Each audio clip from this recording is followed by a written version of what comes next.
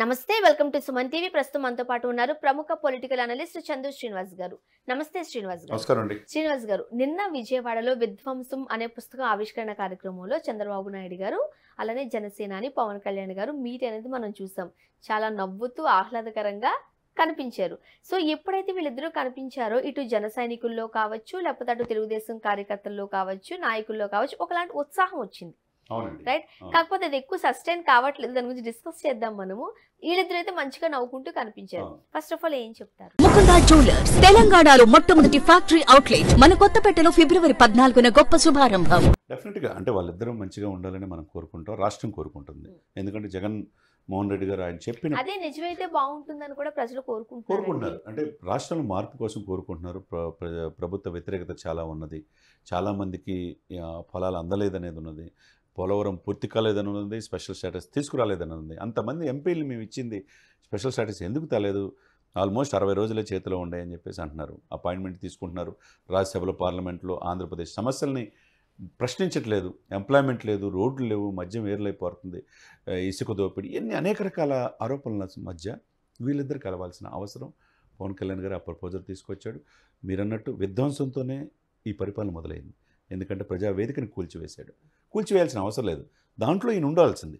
ఆ రోజు చంద్రబాబు నాయుడు ఉన్నాడు కాబట్టి కూల్చేశాడు. నిన్న పవన్ కళ్యాణ్ గారు కూడా మాట్లాడుతూ ఇద్దరి మధ్య చాలా దీంతో పాటు సిపిఎం సంబంధించిన రామకృష్ణ గారు, మిగతా మేధావులు, అమరావతి రైతుల కోసం పోరాడే వాళ్ళు అందరూ కూడా వేదికలో వచ్చారు. ఈ విధ్వంసం అనేది ఆ రచనకి పూనుకొనింది, పాల్పడింది ఎవరంటే జగన్మోహన్ రెడ్డి గారే. ఆ ప్రజావేదిక కూల్చివేది అది ప్రజలు కోరుకోవట్లా. నీకు పరిపాలన ఇవ్వాలంటే అమరావతి కాదనుకుంటే ఒక ప్లేసు చూసుకోవాలి. ఇప్పుడు వరకు కూడా విశాఖ క్యాపిటల్ అన్నారు, ఇంతవరకు ఆయన ఫ్యామిలీతో వెళ్తారంటే ఇంతవరకు వెళ్ళలేదు. కర్నూలు ఒక జ్యుడిషియల్ క్యాపిటల్, అది పూర్తి కాలేదు. అమరావతి ఉన్న ల్యాండ్లు కూడా అక్కడ ఎండిన చెట్లు, పిచ్చి చెట్లు మొలిచి ఉన్నాయి. ఎవరు బెనిఫిట్ పొందినట్టు? 3 ప్రాంతాల్లో రాజధానులు, 3 రాజధానులని ఏ ఒక్క రాజధాని కూడా లేకపోవటం ఆంధ్రప్రదేశ్ ప్రజలు అది కోరుకోవట్లేదు కదా. పవన్ కళ్యాణ్ గారు నిన్న మాట్లాడితే చాలా మంచి మాట్లాడారు. కూల్చివేత్తోనే మొదలైన ఈ వైసీపీ ప్రభుత్వం త్వరలో కూలిపోతుంది అన్నాడు. పవన్ కళ్యాణ్ గారు కూడా చాలా ఆసక్తికరమైన వ్యాఖ్యలు చేశారు. ఆ స్పీచ్ కూడా మనం చూడొచ్చు. డెఫినెట్గా ప్రజాస్వామ్య విలువలకి పాత్ర వేశారు. ప్రజల కోరికలు ఏమీ తీరట్లేదు ఆంధ్రప్రదేశ్లో. ఏదన్నా ప్రశ్నిస్తే వాళ్ళని అరెస్ట్ చేస్తున్నారు అన్నాడు. ఇంకోటి క్లాస్ వారు, ప్రజల జీవితం చిన్నాభిన్నం అయిపోయింది.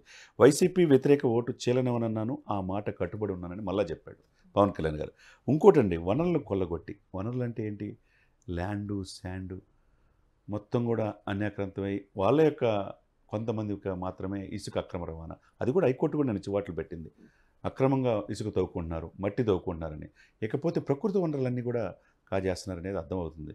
దీనితో పాటు మద్యం ఏర్లైపోతుంది. ఇది కాదు కదా ఆంధ్రప్రదేశ్ ప్రజలు కోరుకుందని. ప్రతి ఒక్కదానికి క్లాస్ వార్ అని చెప్పే వ్యక్తి జగన్మోహన్ రెడ్డి గారు. అది చాలా వింతగా ఉంది క్లాస్ వార్ గురించి మాట్లాడటం అన్నాడు. ఇకపోతే అతి ముఖ్యమైనది, ఈయన చెప్పిన పాయింట్లో 33,000 మంది ఆడపిల్లలు అదృశ్యమయ్యారు. నేను అనేకసార్లు ప్రశ్నించి విత్ ఎవిడెన్స్తో సహా చెప్పాను.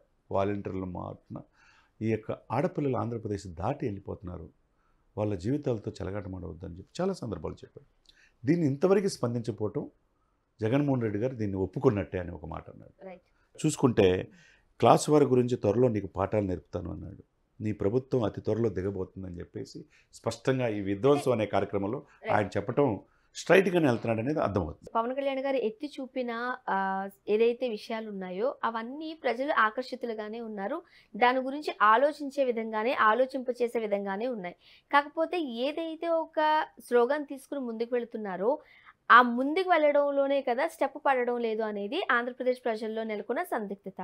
వీళ్ళు కెమెరాలకు ముందు మాత్రమే నవ్వుతూ కనిపిస్తున్నారు కానీ కెమెరాల వెనకాల ఎవరి ఇండివిజువల్గా వాళ్ళ రాజకీయాలు చేసుకోవడం లేదా?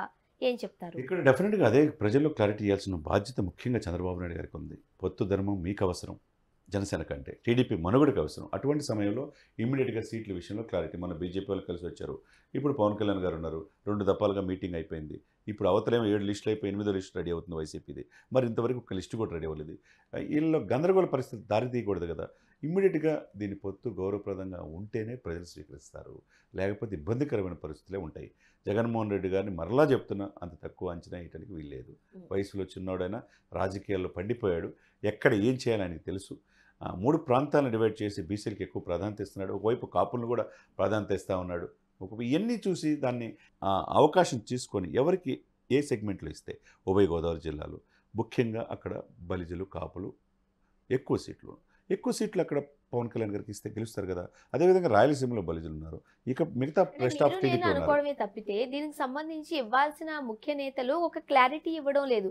ఇంకా ఆంధ్రప్రదేశ్ ప్రజల్ని ఒక క్వశ్చన్ మార్క్ లో పెట్టినట్టే కదా. ఒకసారి 2 సార్లు చూస్తారండి, అంతకంటే వెయిట్ చేసి ఓపిక ప్రజలు ఉండదు.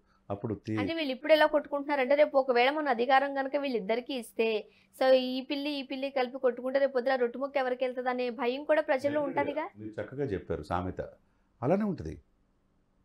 అవసరమే ఇప్పుడు మీరు సఖ్యత లేకపోతే అవతల వాళ్ళు తీసుకెళ్ళిపోతే ఏముంది, ఉపయోగం ఉంది? మీరు ఇంతకాలం పోరాడి ఉపయోగం ఉందా కదా. ప్రజలు ఏం కోరుకుంటున్నారు? మీరు సఖ్యత ఉండమనే కోరుకుంటున్నారు.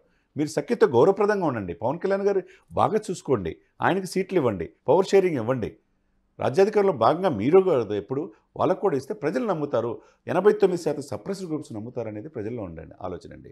దాన్ని చంద్రబాబు నాయుడు గారు ముందు తీసుకెళ్లాల్సిన బాధ్యత ఆయనకే ఉంది. అంటే నిన్న పవన్ కళ్యాణ్ గారు భీమవరం వెళ్లాల్సిన టూర్ క్యాన్సిల్ అయింది, అవునండి. రైట్? సో ఎందువల్ల అంటారు? అన్ని నియోజకవర్గాలు 175 నియోజకవర్గాలు కవర్ చేయాలనే ఉద్దేశంతో ఫస్ట్ భీమవరం పెట్టుకున్నాడు. విష్ణు కాలేజీలో ఆ పెరటికి అన్ని పర్మిషన్స్, దాంట్లో హెలిప్యాడ్ అన్ని కూడా సిద్ధం చేసుకున్నారు, అక్కడ ఆఫీస్ సిద్ధం చేసుకున్నారు, అన్నీ అయిపోయినాయి.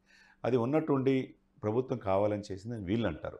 గతంలో సీఎం గారికి కూడా మేము ఇవ్వలేదు, అక్కడ చుట్టుపక్కల ఇల్లు ఉన్నాయని చెప్పి వైసీపీ ప్రభుత్వం అంటున్నారు. మీడియా ముఖంగా ప్రజలకు ఇది అని చెబితేనే ప్రజలు నమ్మే పరిస్థితి. డెఫినెట్గా అంటే మనం కలిసినప్పుడు బాగానే నవ్వుకుంటున్నాము, బాగానే మాట్లాడుకుంటున్నాం, బట్ ప్రజల దగ్గరికి వచ్చేసరికి ఒక క్లారిటీ ఇవ్వాల్సి వచ్చేసరికి మాత్రం ఎడముఖం పెడముఖంగానే కనిపిస్తుంది. లేట్ చేస్తున్నారు, క్లారిటీ లోపిస్తుంది అనేది మనం అనుకోవాలా.